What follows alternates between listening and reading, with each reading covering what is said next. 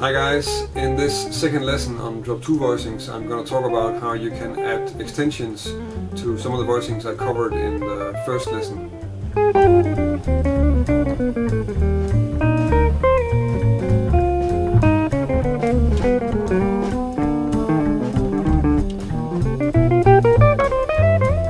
So I'm assuming that you already checked out the first lesson and you already know sort of the basic inversions of all the voicings, or the 4 voicings that I covered last time, and we're gonna use those as a starting point to add extensions. So the simple idea is this: we're gonna start replacing notes in the chord with the extensions. The first place you might want to start with that is to take away the root and replace it with a 9. If I do that on the A minor, that means that we have our A minor voicing here, and the root is there. So we just replace that with a 9, which is there, and you get this. If I do the same for the D7, so here's the D7, that's the root, D7 with a 9. And for the G major 7, the root is there, so here's a G major 7 with a 9. What you then might notice is that if I have an A minor 7, which is A, C, E and G, and I replace the A with a B, I actually have a C major 7. So that means that the voicings that we're using for the A minor 7 with a 9 are in fact C major voicings, which we already know because we already know major 7 voicings in drop 2. So these are all A minor 7 voicings. And in the same way, the D7 with a 9 is in fact the same as F sharp half diminished. So those we already have. And the G major 7, well, this, if you take a G major 7 and substitute the G with an A, you get a B minor 7. So these are all B minor 7 voicings, which we can use for a G major 7 with a 9 kind of sound. Okay, so maybe just to work on that, let's take that through the basic cadences in the key of G.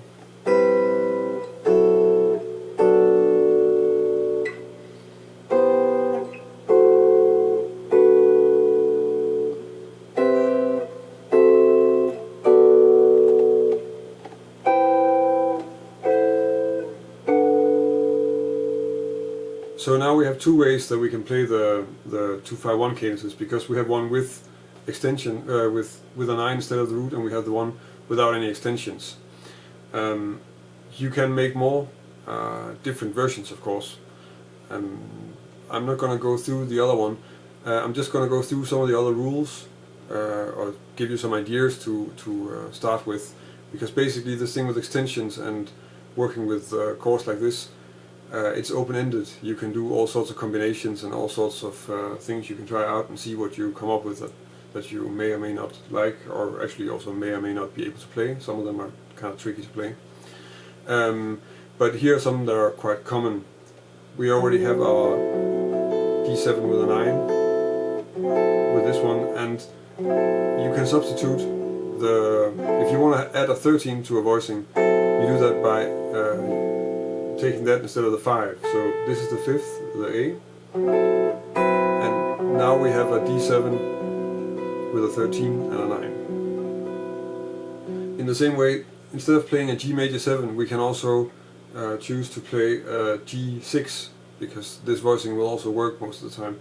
So the way you do that is actually just to replace the 7th, in this case it's this F sharp, with the 6, which is there, so there's an E. And here you will also maybe notice that you actually end up with an E minor voicing that you can use for your G6, or in fact then also you can use that very often instead of G major 7. So that means that we already have 3 ways that we can play a G major 7 kind of sound. Another one that's very useful is the 11. So if I have an A minor 7 here, one way to add an 11 to this voicing is to replace the third with the 11. So you get this kind of voicing. And the same actually works if you're playing half diminished. I didn't write down the example, but what you might know, like from Stella by Starlight. If we use the same principle on a major 7 chord, but then with a sharp 11, so this is my G major 7, and if I substitute the third, which is this B, with the sharp 11, that's the C sharp here, I get this kind of voicing. So there are all sorts of things that you can sort of mess around with and try to alter the voicings by adding or substituting notes, and I think the best way to work with it is actually not to be too systematical about it, but maybe just sort of sit and come up with cadences or put it to use in songs and see if you can make some stuff that you think sounds nice. Of course, it can be good to just play it through all the positions and all that, but it's not. I wouldn't spend too much time on learning all the variations. I think it's better if you start practicing so that you can play the basic voicings kind of open-ended, and that you're used to just messing around with it, so that this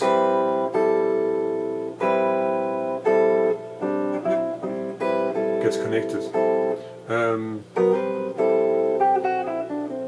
Just as an example, I've taken the cadence again and then resolved it to the different kinds of major 7 voicings and 6 voicings that I just went over.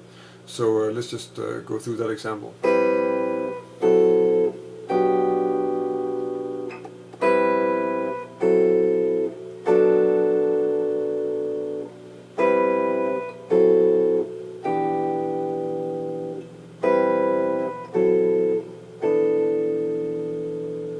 So with these different cadences you have a chance to hear what it sounds like when you resolve to different kinds of tonic chords. And I think the way to work on this is actually to work like that.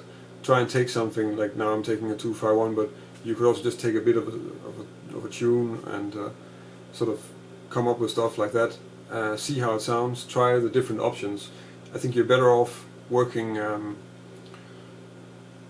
so that a few of the basic voicings become more open-ended and that you can use them in different variations rather than learning all the variations in all the positions as separate things. Because in the end you have to have them in your head categorized as one, so it has to be so that you can't think of this being B minor. You need to associate it in, well, depending on how you use it, of course. If you use it as a B minor, it's a B minor, but in this context it has to be a G chord. So you need to have it in the same kind of box with this and this and this and a lot of other voicings. And that's because that's how you're going to use it, and that's where you should make the choice from. So in that, if you practice it that way, and then just try and use that one voicing in a place where you normally would use one of the other ones, then you can hear how it works, and you can also immediately put it sort of in the right place where you're gonna where you need to sort of fish it out when you want to use it. In the third part of this Drop 2 series, I'm gonna start working on how you can add alterations and how you can make some more interesting sounds with also dominance and those kind of things. Maybe also a few sort of surprising sounds on the tonic chord. More stuff with the sharp 11 and sharp 5 and so.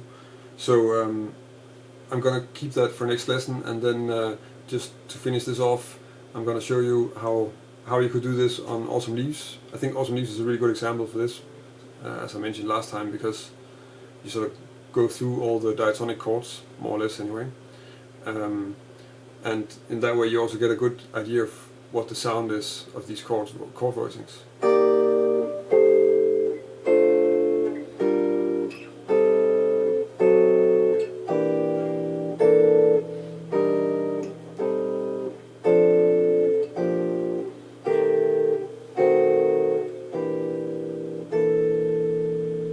Yeah, so basically I'm just using the whole idea with the 9s.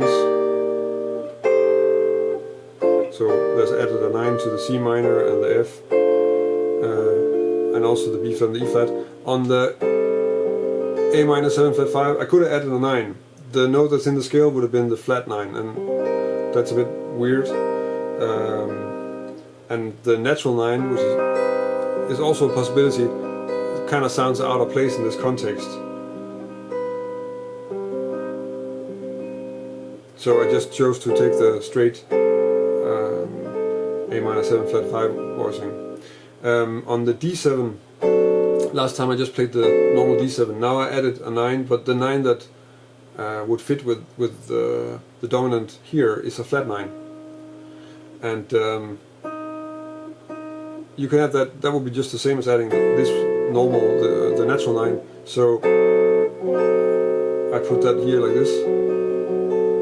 And actually this is a diminished chord, because the upper structure of a D7 flat 9 is F, A, C and E flat, and that's an F sharp diminished. So this is an F sharp diminished, and this time around I chose to use a G minor 6 voicing, just for variation. Actually I think it's a nice sound on that part of the song when you have really like a tonic G minor, and then add a 9 in the second bar. And then basically I'm doing the same for the second half, where I'm just doing it a position lower for all the voicings, but the idea stays the same and the voicings stay the same. So that's how that works. So that was a few examples of how you can add extensions to the drop 2 voicings. It can be a good idea to go to my website and check, because in the text part of this lesson I have a list of all the different rules with which extensions substitute which note in the chord. So 9 instead of root, and 13 instead of 5, and so on and so forth. And there are a few, and it's good to have a list if you want to have some ideas, if you want to develop new voicings or want to try out stuff and mess around with it, which I certainly think is the best way to actually work on this, not too systematical. On my website you can also download a PDF of the examples, and if you're there you can also subscribe to my newsletter. Then you'll get an email every time I make a new lesson, which is pretty much every week. Usually it's Thursday or Friday evening that I publish a lesson. If you like this lesson, then please like it here on YouTube, and you can also subscribe to my channel. That's also a way to get notified when I make a new lesson. If you have any comments or requests or ideas, then you can leave a comment here on the video. You can also connect with me on any of the social media networks where I am, and that would be something like Twitter or Instagram or Google+, Facebook, and you can let me know there. It's nice to hear what you guys think and what you guys want to hear lessons about, and also if you have any questions to clear up things that might be unclear, since I ramble quite a lot in my lessons. So thank you for watching, and until next week.